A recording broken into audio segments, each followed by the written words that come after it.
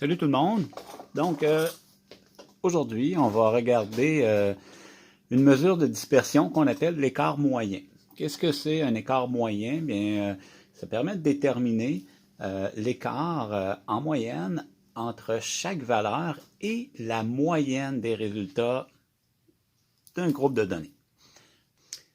Alors, nous, on va regarder, dans votre volume, c'est à la page 266 et 267. Vous pourrez aller en faire la lecture. Moi, je vais revenir avec le tableau qu'on a regardé pour le diagramme à tige et à feuille, puis pour la moyenne, la médiane et l'étendue également.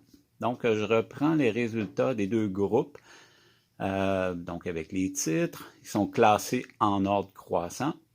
Donc, j'ai rajouté ici deux colonnes, qui est l'écart à la moyenne. Donc, qu'est-ce que c'est? Alors, comment on calcule un écart moyen? Il faut calculer au départ l'écart à la moyenne, c'est-à-dire la différence entre le résultat, comme ici c'est 40, et la moyenne calculée du groupe, qui était 71,9. Donc on fait 40 moins 71,9, ce qui fait un résultat négatif de moins 31,9. Donc ce résultat-là est de 31,9% inférieur à la moyenne. On va faire le calcul pour l'ensemble des données. Donc, on a des écarts négatifs, bien entendu, jusqu'à temps qu'on arrive à la moyenne. Et par la suite, les écarts sont positifs.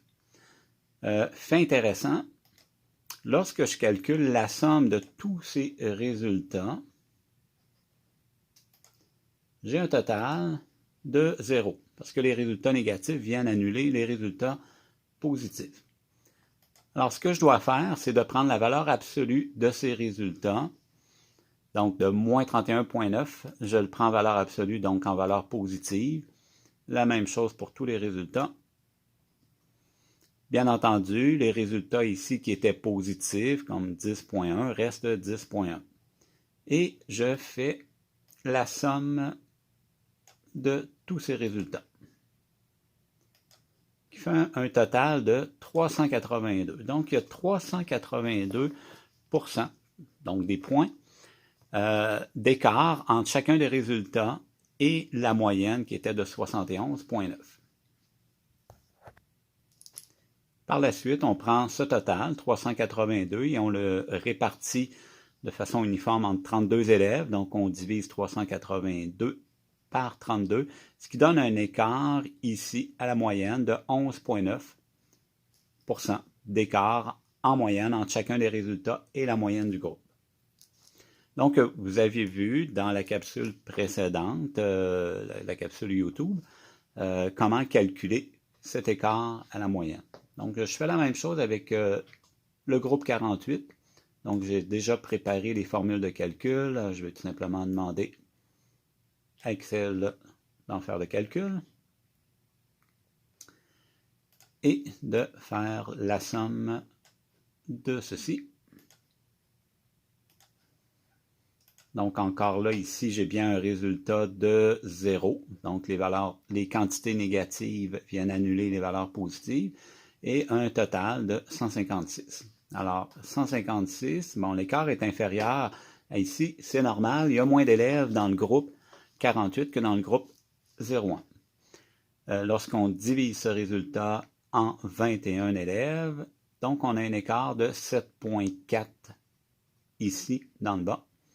Donc, un peu comme l'étendue, bien, ici, on voit que l'écart à la moyenne est inférieur dans le groupe 48, ce qui démontre encore là une plus grande homogénéité dans le groupe 48 plutôt que dans le groupe 01.